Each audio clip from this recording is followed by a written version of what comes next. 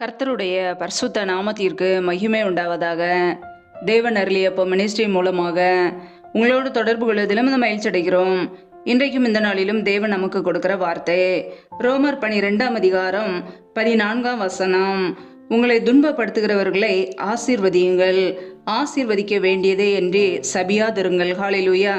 கிறிஸ்துவுக்குள் பிரியமானவர்களே, கர்த்தருடைய வார்த்தை கூறுகிறது, உங்களை துன்பப்படுத்துகிறவர்களை ஆசீர்வதியுங்கள், ஆசீர்வதிக்க வேண்டியதே என்று சபியாதிருங்கள் என்று. பிரியமானவர்களே, கர்த்தருடைய பிள்ளைகளுடைய வாழ்க்கையிலே நம்மை யாராவது துன்பப்படுத்தினால் நாம் அவர்களை ஆசீர்வதிக்க வேண்டுமா? ஆசீர்வதிக்க வேண்டியதே என்று சபியாதிருங்கள் என்று வார்த்தை கூறுகிறது. பிரியமானவர்களே, இன்றைக்கு அனைவருடைய வாழ்க்கையிலே நமக்கு யாராவது தீமை செய்துவிட்டால், நம்மை துன்பப்படுத்திவிட்டால், நம்மை வேதனைப்படுத்திவிட்டால் நாம் அவர்களை சபிக்கிறோம். தேவனால், தேவ சாயலால் உண்டாக்கப்பட்ட மற்றவர்களை நாம் சபிக்கிறோம். நாம் ஒருபோதும் மற்றவர்களை சபிக்க கூடாது. ஹல்லேலூயா. வேதத்திலே நாம் பார்க்கிறோம், யாக்கோபு 3ஆம் அதிகாரம் 9, 10 ஆகிய வசனங்களிலே, அதனாலே நாம் பிதாவாகிய தேவனை துதிக்கிறோம், தேவனுடைய சாயலின்படி உண்டாக்கப்பட்ட மனுஷரை அதனாலே சபிக்கிறோம். துதித்தலும் சபித்தலும் ஒரே வாயிலிருந்து புறப்படுகிறது. ஏன் சகோதரரே, இப்படி இருக்கல் ஆகாது என்று கர்த்தருடைய வார்த்தை தெளிவாக கூறுகிறது. பிரியமானவர்களே, நாம் பிதாவாகிய தேவனை நாவினாலே துதிக்கிறோம், அதே நாவினாலே தேவனுடைய சாயலின்படி உண்டாக்கப்பட்ட மனுஷனை நாம் சபிக்கிறோம்.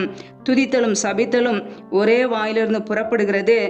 என் சகோதரரை இப்படி இருக்கல் ஆகாது என்று. பிரியமானவர்களே, நாம் பிதாவாகிய தேவனை துதிக்க அழைக்கப்பட்டிருக்கிறோம். ஒருபோதும் மற்றவர்களை சபிக்க நாம் அழைக்கப்படவில்லை. ஹல்லேலூயா.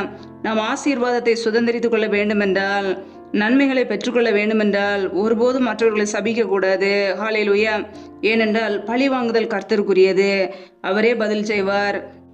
நம்முடைய வாழ்க்கையிலே நம்மை யாராவது துன்பப்படுத்தினால், நம்மை வேதனைப்படுத்தினால், நம்முடைய வாழ்க்கையில் நாம் அவர்களை ஆசீர்வதிப்போம். ஹல்லேலூயா. ஏனென்றால் நம் தேவனுடைய பிள்ளைகள், நம் பிதாவுக்கு புத்திரராய் இருக்கிறோம்.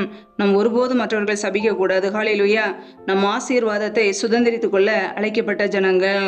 தீமைக்கு தீமையையும் உதாசனத்துக்கு உதாசனத்தையும் சரிகட்டாமல் நம் ஆசீர்வாதத்தை பெற்றுக்கொள்ள அழைக்கப்பட்டவர்கள் என்று அறிந்து மற்றவர்களை நாம் ஆசீர்வதிக்க வேண்டும். ஹல்லேலூயா. மத்தேயு 5ஆம் அதிகாரம் 44ஆம் வசனத்திலே இயேசு கிறிஸ்து நமக்கு இப்படியாக கற்றுக் கொடுத்திருக்கிறார், உங்கள் சத்துருக்களை சிநேகியுங்கள், உங்களை சபிக்கிறவர்களை ஆசீர்வதியுங்கள், உங்களை பகைக்கிறவர்களுக்கு நன்மை செய்யுங்கள், உங்களை நிந்திக்கிறவர்களுக்காகவும் உங்களை துன்பப்படுத்துகிறவர்களுக்காகவும் ஜெபம் பண்ணுங்கள். இப்படி செய்வதினால் நீங்கள் பரலோகத்தில் இருக்கிற உங்கள் பிதாவுக்கு புத்திரராய் இருப்பீர்கள் என்று. பிரியமானவர்களே, நாம் தேவனுடைய பிள்ளைகளாய் இருக்க வேண்டும் என்றால் இயேசு கிறிஸ்து நமக்கு கற்றுக் கொடுத்த காரியங்களுக்கு நாம் கீழ்ப்படிய வேண்டும். உங்களை துன்பப்படுத்துகிறவர்களுக்காகவும் ஜெபம் பண்ணுங்கள் என்கிறார்.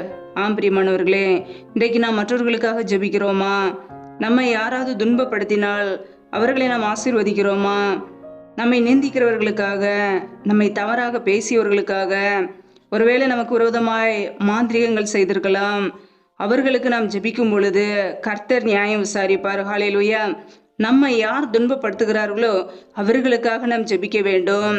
இயேசு கிறிஸ்துவின் வார்த்தைகளுக்கு அப்படியே கீழ்ப்படியும் போது நம்முடைய வாழ்க்கையிலே கர்த்தர் நம்முடைய குடும்பத்தை ஆசீர்வதிப்பார். ஹல்லேலூயா. அவரே பழி வாங்குவார். பழி வாங்குதல் அவருக்குரியது. அதை நாம் ஒரு நாளும் நம்முடைய கரங்களிலே எடுக்கக்கூடாது. அவர்தான் எல்லாவற்றையும் பார்த்து கொள்வார். ஹல்லேலூயா. நம்முடைய பிரச்சனைகளை நாம் தேவ சமூகத்திலே அர்ப்பணித்து விட வேண்டும். நமக்கு விரோதமாய் தீமை செய்கிறார்களா, நம்மை துன்பப்படுத்துகிறார்களா, நம்மை நிந்திக்கிறார்களா, நம்மை சபிக்கிறார்களா, தேவ சமூகத்திலே நாம் தெரியப்படுத்துவோம். அவர் பார்த்து கொள்வார். ஹல்லேலூயா. துன்பப்படுத்துகிறவர்களுக்காகவும் நிந்திக்கிறவர்களுக்காகவும் பகைக்கிறவர்களுக்காகவும் நாம் ஜெபிக்க அழைக்கப்பட்டு இருக்கிறோம். ஹல்லேலூயா. உங்களை சபிக்கிறவர்களை ஆசீர்வதியுங்கள் என்கிறார். பிரியமானவர்களே, கர்த்தருடைய பிள்ளைகள் இன்னைக்கு எப்படி வாழ்கிறோம்? மற்றவர்களை ஆசீர்வதிக்கிறோமா? தீமை செய்தவர்களை மன்னித்து ஆசீர்வதிக்க நம்முடைய இருதயத்தில் இடம் இருக்கிறதா? நம்மை நாமே ஆராய்ந்து பார்ப்போம். இயேசு கிறிஸ்துவின் வார்த்தைகளுக்கு நாம் கீழ்ப்படிந்து தேவனுடைய பிள்ளைகளாய் வாழ்வோம். ஹல்லேலூயா. அவருடைய வார்த்தைகளுக்கு கீழ்ப்படிந்து ஒவ்வொரு நாளும் வாழும்போது கர்த்தர் நம்முடைய குடும்பத்தை பாதுகாத்துக் கொள்வார், நம்மை ஆசீர்வதிப்பார். நம் ஆசீர்வாதத்தை சுதந்திரித்துக் கொள்ள அழைக்கப்பட்டவர்கள். ஒருபோதும் மற்றவர்களை சபிக்காதபடிக்கு அவர்களை மன்னித்து ஆசீர்வதிப்போம். கர்த்தர் நம்மோடு கூட இருந்து பெரிய காரியங்களை செய்வார். ஹல்லேலூயா. கர்த்தர் தாமே இந்த வார்த்தையின்படி உங்களை ஆசீர்வதிப்பாராக. ஆமேன். நம்மை நாமே அவருடைய சமூகத்திலே தாழ்த்தி அர்ப்பணித்து ஜெபிப்போம். ஜெபம். எங்களை அதிகமாய் நேசிக்கிற எங்கள் அன்பின் பரலோக தகப்பனே, மெய் துதிக்கிறோம், ஸ்தோத்திரிக்கிறோம் அப்பா. இந்த இரவு நேரத்துக்காக உடைய சமூகத்திலே வருகிறோம். இந்த நாள் முழுவதும் எங்களை பத்திரமாய் பாதுகாத்து கொண்டீரே, அதற்காக ஸ்தோத்திரம். ஒவ்வொரு நாளும் கண்ணின் மணி போல எங்களை பாதுகாத்து கிருபையோடு ஜீவனோடு வைத்திருக்கிறீரே, நன்றியப்பா. எங்களுடைய தேவைகளை சந்திக்கிறீரே, நன்றி. ஒவ்வொரு நாளும் உண்ணவும் உடுக்கவும் தங்குவதற்கு இடம் கொடுத்து எங்களை பாதுகாக்கிறீரே, நன்றியப்பா. இப்பொழுது இணைந்திருக்கிற ஒவ்வொரு குடும்பங்களையும் உடைய கரங்களிலே அர்ப்பணிக்கிறோம். என் தேவன் தாமே பிள்ளைகளை ஆசீர்வதிப்பீராக. பிள்ளைகள் செய்கின்ற வேலைகளை, தொழில்களை, வியாபாரங்களை ஆசீர்வதிங்கப்பா. கையின் பிரயாசங்களை பெருக பண்ணுங்க.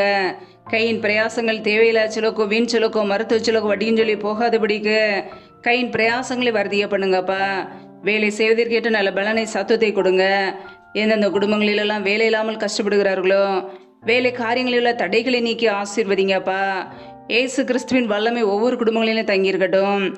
எந்தெந்த குடும்பங்களிலெல்லாம் கர்ப்பத்தின் கனிக்காக ஜெபிக்கிறார்களோ, என் தேவன் மனமிறங்கி ஆசீர்வதிங்க. பிள்ளைகள் கர்த்தரால் ஒரு சுதந்திரம், கர்ப்பத்தின் கனி அவரால் கிடைக்கும் பலன் என்று வேதத்திலே வாசிக்கிறோம். கர்ப்பத்தின் கண்ணில் உள்ள தடைகளை நீக்கி ஆசீர்வதிப்பீராக. உடைய கரங்களிலே தாழ்த்துகிறோம். யாரெல்லாம் பலவீனத்தோடு, சோர்வோடு, வியாதியோடு கஷ்டப்படுகிறார்களோ, என் தேவன் அவர்களை சுகமாக்குங்கப்பா. என் தேவன் அவர்களை சுகமாக்குவீராக. உடைய சுகமாக்கும் கரும் பிள்ளைகளை தொட்டு இப்பொழுதே சுகமாக்கட்டும், விடுதலையாக்கட்டும். பலவீனத்திலே உடைய பலன் பரிபூரணமாய் விளங்கட்டும். ஆசீர்வதிங்க. உடைய நன்மையினால் நிரப்புவீராக. ஏன்னா அந்த குடும்பங்களிலெல்லாம் கணவரால் கைவிடப்பட்ட ஒரு நிலைமையிலே திக்கற்றவர்களாய் யாருமே இல்லாமல் கஷ்டப்படுகிறார்களோ, என் தேவன் அவர்களுக்கு உதவி செய்யுங்கப்பா. திக்கற்ற பிள்ளைகளுக்கு நீர் மாத்திரமே சகாயர். என் தேவன் மாத்திரமே உதவி செய்ய முடியும். பொருளாதார தேவைகளை சந்திங்கப்பா. பண தேவைகளை சந்திங்க. ஆசீர்வதிங்கப்பா. உடைய கரங்களிலே தாழ்த்துக்கிறோம். எந்தெந்த குடும்பங்களிலெல்லாம் கணவன் மனைவிக்கிடையே பிரிவினையோடு பிரச்சனையோடு வாழ்கிறார்களோ, என் தேவன் அந்த குடும்பத்திலே சமாதானத்தை கொடுங்க. ஒருமனப்பட்ட ஆவியை கொடுங்க. அன்பின் அபிஷேகத்தினால் நிரப்புங்க. உடைய வல்லமினால் நிரப்பி பிள்ளைகளை ஆசீர்வதிப்பீராக. உடைய கரங்களிலே தாழ்த்தி ஒப்புடுத்து ஜெபிக்கிறோம். இந்த இரவு நேரத்தில் இன்பமான நித்திரையை கொடுங்க. நல்ல சொப்பன தரிசனங்களை வெளிப்படுத்துங்க. வரப்போகிற காரியங்களை குறித்து ஒவ்வொரு நாளும் எங்களோடு கூட பேசுங்க. அதிகாலையில் எழுந்து தேவ சமூகத்திலே காத்திருக்க பலன் தாங்கப்பா. புது கிருபையினால் நிரப்புங்க. ஆசீர்வதிங்க. சத்துரு கொண்டு வருகிற எல்லா போராட்டங்களுக்கும், பிரச்சனைகளுக்கும், மரண பயங்களுக்கும், இருளின் அதிகாரங்களுக்கும், நாச மோசங்களுக்கும், தீமைகளுக்கும், விக்னங்களுக்கும் விலக்கி எங்களை பாதுகாத்து கொள்ளுங்கப்பா. உடைய ரத்த கோட்டைகளை எங்களை அர்ப்பணிக்கிறோம். உடைய மகிமைகளை அர்ப்பணிக்கிறோம். நீரை எங்களுக்கு அடைக்கலும், நீரை எங்களுக்கு பாதுகாப்பு. நாங்கள் நம்பி இருக்கிறவர் நீர் ஒருவர் மாத்திரமே. உடைய சமூகத்திலே தாழ்த்துக்கிறோம். கர்த்தருக்கு பயப்படுகிற பெரியோரையும் சிறியோரையும் ஆசீர்வதிப்பேன் என்ற வார்த்தையின் பிரகாரம் பிள்ளைகளை ஆசீர்வதிங்க. இணைந்திருக்கிற ஒவ்வொரு குடும்பங்களையும் அளவில்லாமல் ஆசீர்வதிப்பீராக. உடைய மகிமையினால் முடுங்கப்பா. தாழ்த்தி ஒப்புடுத்து ஜெபிக்கிறோம். எல்லா துதி கன மகிமை இல்லாமல் ஒருவருக்கே செலுத்துகிறோம். ஏசு கிறிஸ்துவின் மூலம் ஜெபிக்கிறோம், ஜீவனுள்ள நல்ல பிதாவே, ஆமேன். கர்த்தர் தாமே உங்களையும் உங்கள் குடும்பங்களையும் ஆசீர்வதிப்பாராக. ஆமேன். Thanks for watching. Please subscribe our channel. Click the like and share. Click the bell. God bless you.